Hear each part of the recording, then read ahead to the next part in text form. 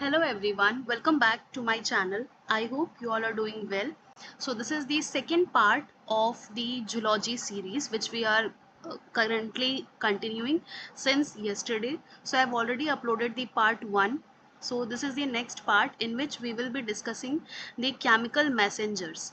So in the first part I have already discussed that our cell can communicate with its neighboring cell through two different ways. The first one was through direct physical contact, and the next one was if the cells are not physically connected, they can also do the communication part through the chemical messengers. It means one cell will release the message through the chemical messengers, and the second cell, that is the target cell, will receive it through the receptors.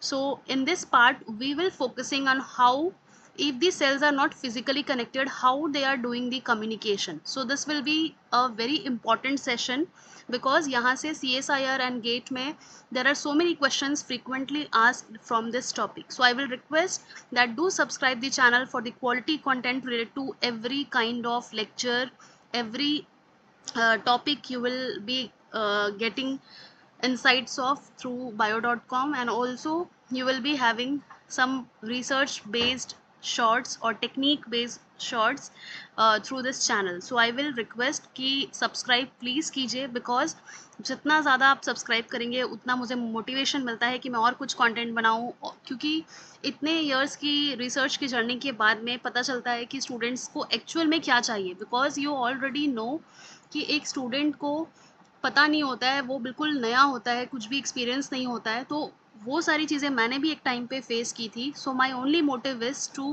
Provide as much help as much I can through my lectures, through my shorts, through my videos. So you can follow bio.com on Instagram and YouTube. And also अगर आप personal कुछ communication करना चाहते हैं तो मेरे Telegram को आप ज्वाइन कर सकते हैं, हमेशा आपके लिए बेनिफिशियल ही रहेगा. So moving back to the lecture. So we will discuss today the chemical messengers. So the chemical messengers can be classified according to their function or chemical structure.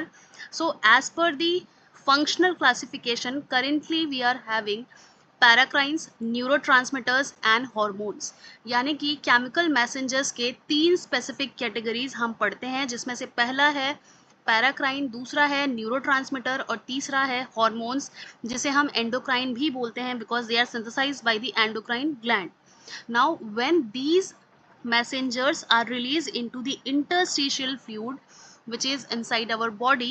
So each type of messenger transmit a specific signal by binding to the receptors on a target cell. यानी paracrine अपने किसी और function से काम करेगा, neurotransmitter का कुछ और फंक्शन होगा, हार्मोन्स किसी और मैकेनिज्म के थ्रू अपना काम शो करेंगे. सो हर एक सेल अपने टारगेट सेल से ही बाइंड करता है थ्रू स्पेसिफिक रिसेप्टर्स. यानी रिसेप्टर्स अगर नहीं होंगे so our cell will not bind to its target one, because we are having trillions of cell inside our body. So how they determine it? They determine it through the specific receptors. Receptors are very much specific. Now we will discuss the first most important category, that is paracrines. So paracrines are nothing but the chemicals that communicate with the neighboring cells. So this is the most common chemical messenger we are having. Now the target cell must be close enough that once the paracrine is secreted into the extracellular fluid, it can reach the target cell by simple diffusion. यानी कि paracrine का condition ये होता है कि neighbouring cell जो होते हैं उन्हीं में हो सकता है. यानी एक सेल अगर यहाँ है, एक सेल अगर बहुत डिस्टेंटली लोकेटेड है, तो उनके बीच में कम्युनिकेशन नहीं हो पाएगा, because the communication is done through simple diffusion. And diffusion के लिए क्या ज़रूरत है? पास पास होने की ज़रूरत है. एक सेल यहाँ है और एक सेल यहाँ है. So the examples include growth factors, clotting factors and cytokines. So ये आप अच्छे से लिख लीजिए अपने नोट्स में. फैक्चुअल्स में पूछा जा सकता है which of the following are paracrine molecule. ये कई बारी CSIR ने पूछा है अपने बी सेक्शन में. अगर आपको देखना है तो आप PYQs उठा लीजिए, सिग्नल ट्रांसडक्शन के टॉपिक का क्वेश्चन देखिए, ये आपको फ्रीक्वेंटली वहाँ पर मिलेगा. नाउ पैराक्राइंस जो होते हैं, these are the growth factors, clotting factors and cytokines. इसके major example है. growth factors क्या होते हैं? They are the proteins that stimulate the proliferation and differentiation of cells. Growth factor से क्या होता है, हमारा सेल का नंबर बढ़ता है एंड सेल का साइज बढ़ता है एंड इस तरह से ऑर्गेनिज्म डिफरेंशिएट एंड प्रोलिफरेट होके पूरा एक ऑर्गेनिज्म बन जाता है. Now the example is nerve growth factor that is necessary for the embryonic development of the nervous system and for maintenance or regeneration of neurons. यानी कि जो nerve का growth factor that is very much necessary and important for embryonic development of the nervous system, जो कि neurons को regenerate करवाएगा. ठीक वैसे ही vascular endothelial growth factor that is VEGF. VEGF कई बार पूछा जाता है, is it a paracrine molecule और something else. So VEGF stands for vascular endothelial growth factor that will stimulate the proliferation of blood vessels. And apart from this clotting factor, you already know these are important proteins which are required to initiate the clotting mechanism, because without the lacking of clotting factor you will not be able to like clot नहीं बन पाएगा and आपका blood जो है वो severe loss हो जाएगा body से. सो इसके बारे में ऑलरेडी मेरे चैनल पे एक डिटेल वीडियो है जो कि वहाँ से भी बहुत ज़्यादा क्वेश्चन आता है. ह्यूमन फिजियोलॉजी से एक बहुत ही इंपॉर्टेंट टॉपिक है. So I already have a long format video related to clotting factor, you can watch it out. Now cytokines क्या है? Cytokines are peptides. They are usually released from immune cells, so their function is to coordinate the body defense infection. Cytokines क्या है? जैसे ही कोई भी हमारे body में foreign pathogen आता है, सेल्स इंटरैक्ट करती हैं, तो इंटरैक्शन किस मोड से होता है?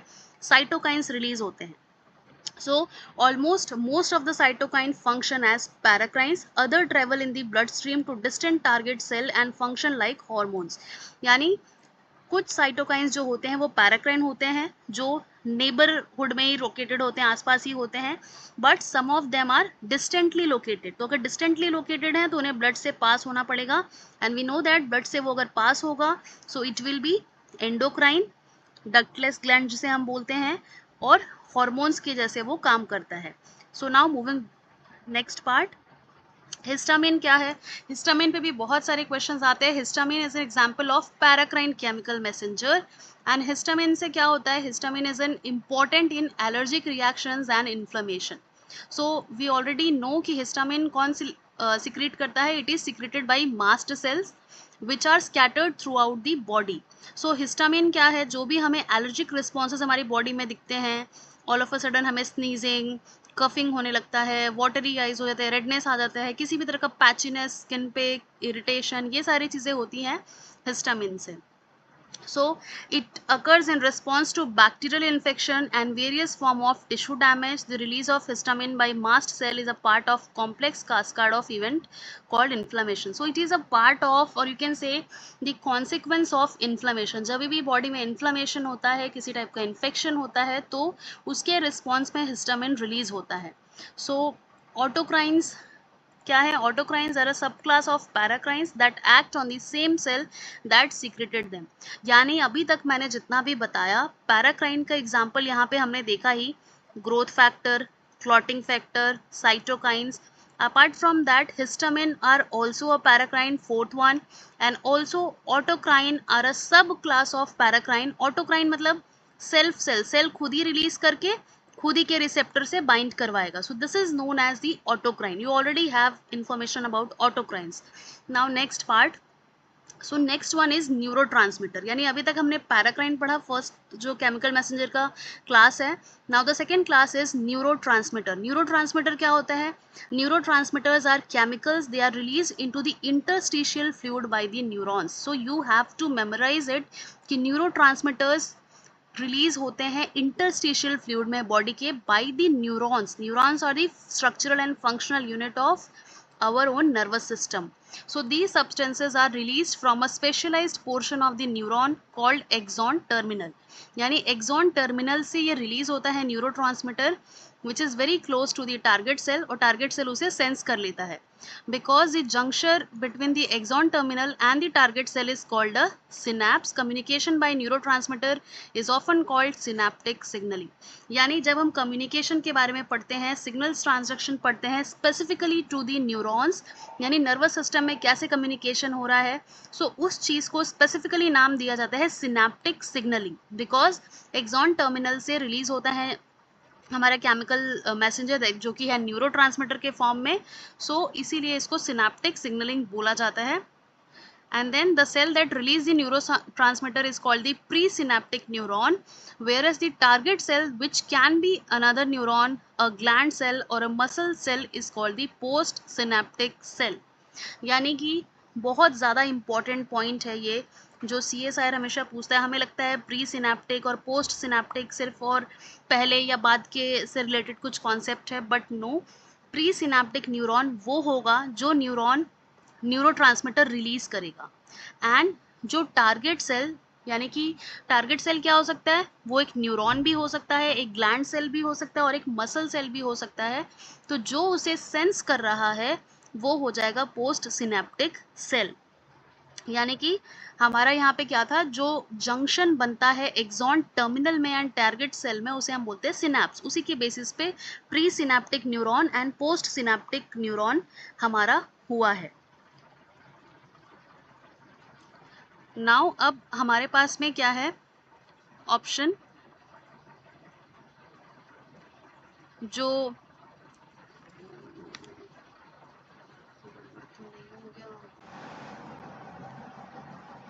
so the second part is, which is very important, is upon the release from presynaptic neuron, the neurotransmitter quickly diffuses over the short distance from the axon terminal and binds to the receptor on the postsynaptic cell, triggering a response.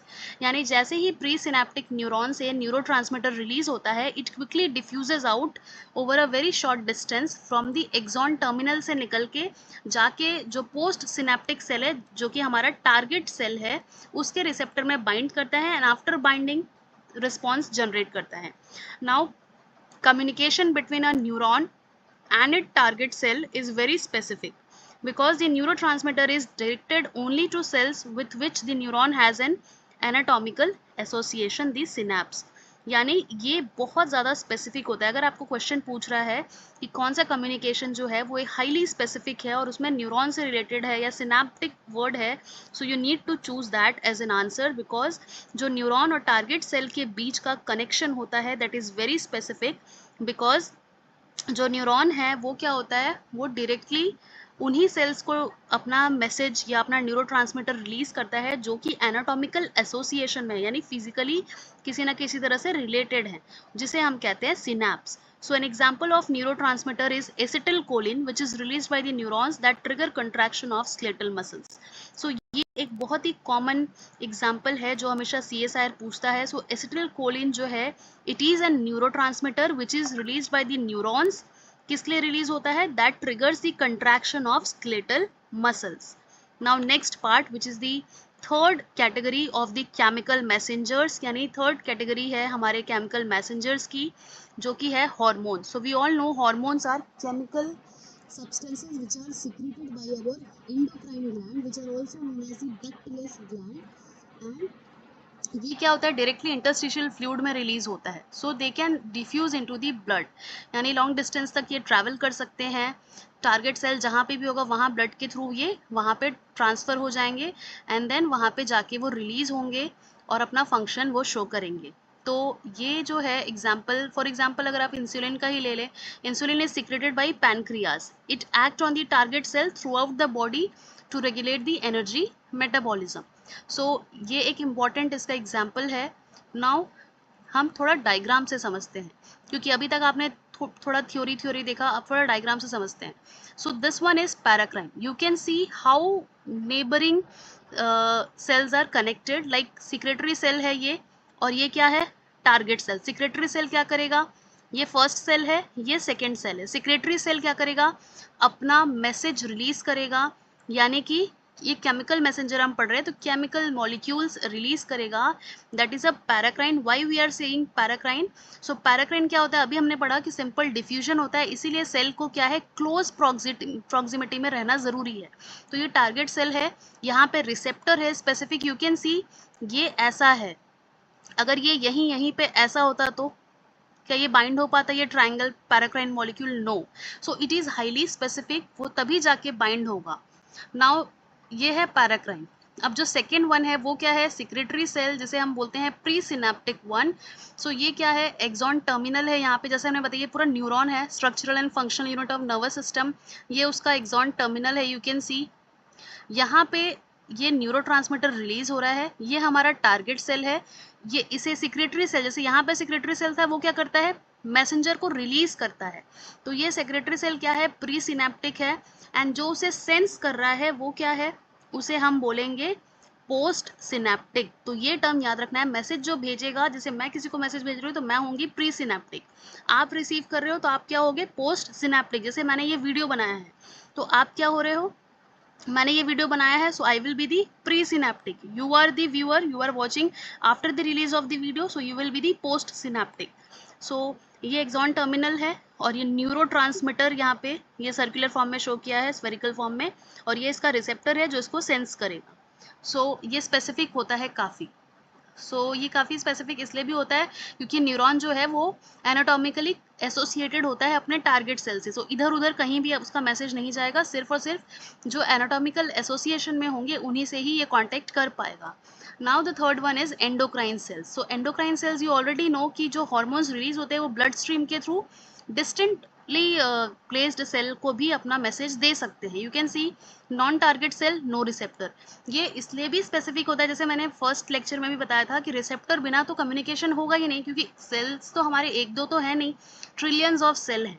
जैसे हम सबके पास खुद का cell phone number है, खुद की ID है हर जगह पे, तो हम स्पेसिफिकली उसी पर्सन से कांटेक्ट करते हैं, ना कि हम डायरेक्टली ग्रुप में कोई मैसेज कर देते हैं। सो लाइकवाइज यहाँ पे रिसेप्टर नहीं है, मतलब यहाँ पे कोई भी रिस्पॉन्स नहीं आएगा, क्योंकि यहाँ पे बाइंड ही नहीं हो पाएगा।